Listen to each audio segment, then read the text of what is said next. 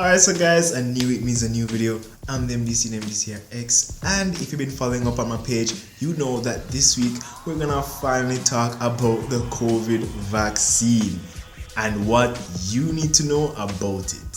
So there's a lot of things going around about the COVID-19 vaccine, how it can cause this, how it can cause that, and I'm just here to give you some facts about this vaccine so that we can feel more comfortable about the topic, or just so that you can learn a bit more.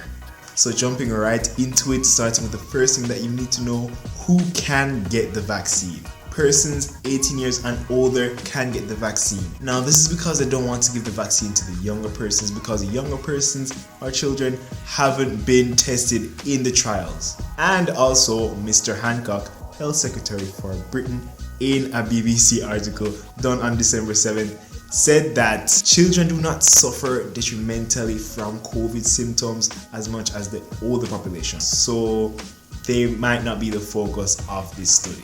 The second thing you need to know is who can't get the vaccine. Now, the CDC is warning against persons who have had a severe allergic reaction, just an allergic reaction in general, a severe one. They're warning against taking the vaccine. This is because these persons are at an increased risk of getting anaphylactic or allergic reactions to the vaccine. And it may not be because of the actual active ingredient, but sometimes it can be because of the excipients or the inactive ingredients. So like probably the diluent or the thing that dilutes it, or just different things other than the active ingredient. The third thing you need to know about the vaccine is, how does this vaccine work?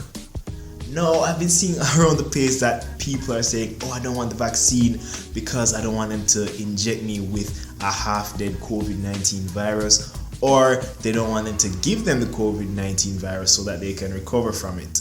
But doing research, you can see that none of the vaccines actually have the half-dead virus or the actual virus. There are actually 3 different ways that the vaccine can work. One way the vaccine can work is by using harmless material from the virus and injecting it into your body. Now, what will happen in the body is that certain cells will duplicate this material.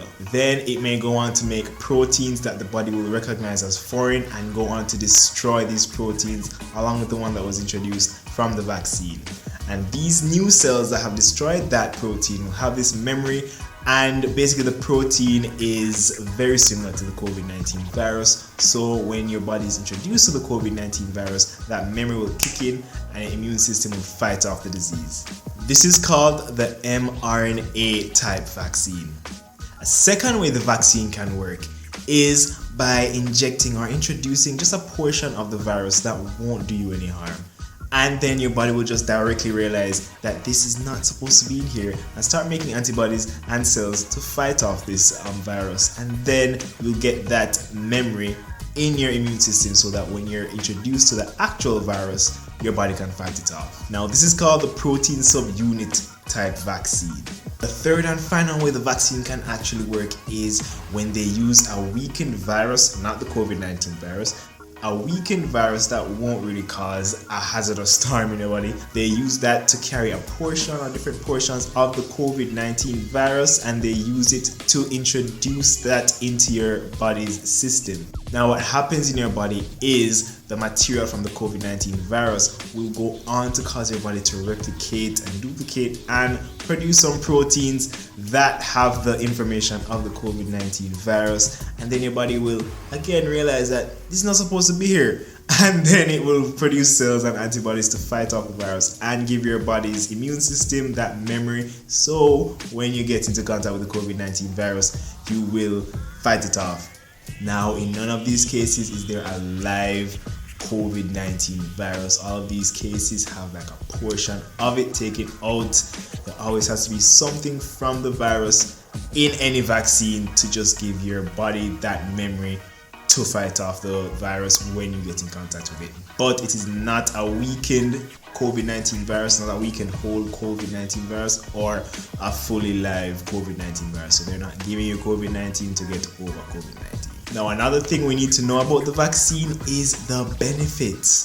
So according to the journal article by Pfizer done on December 10th, there is a 95% efficacy rate. That's basically saying that it's 95% effective, and the journal article is saying that within 7 days after getting the last dose of the COVID-19 vaccine, you will develop immunity to COVID-19 and it will prevent you from getting the virus. Now, according to that same journal, now another thing we need to know are the disadvantages to the vaccine.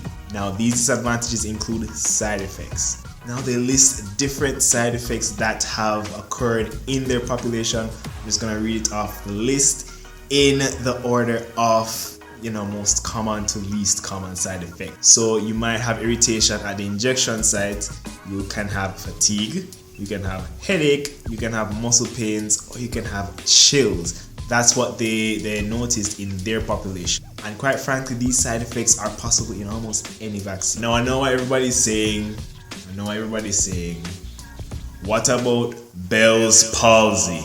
So if no one has heard about Bell's palsy, there is an article showing that, hey, some people have actually suffered from Bell's palsy as an adverse effect from the COVID-19 vaccine. But firstly, let me just run through Bell's palsy. It's basically caused by an inflamed nerve or just a swollen nerve, facial nerve, which causes half of the face to go numb and kind of droopy and less responsive than the other half. Now, honestly, when you're looking at it, yes, that is terrifying. You don't want to end up with that from a vaccine. But listen to this. In the same journal article by Pfizer, only 4 persons in the entire trial actually got Bell's palsy. And the entire trial had about 44,000 people.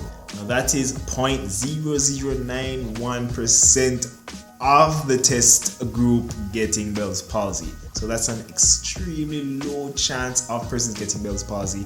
And there's also statistics showing that about 0.01 or 0.1% of Americans get Bell's palsy anyway, in the years. So that's showing that you have a higher risk of getting Bell's palsy anyway, rather than just getting it from the vaccine. So after all these things that I presented to you, would you guys take the COVID-19 vaccine?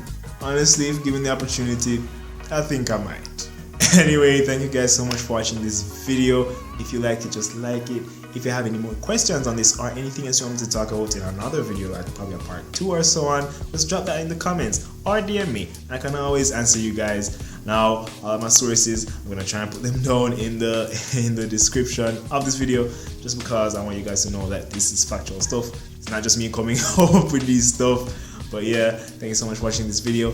Please share it around, because I would love for people to understand, some truths to this thing, and not just kind of hear information there and here and there and just kind of panic.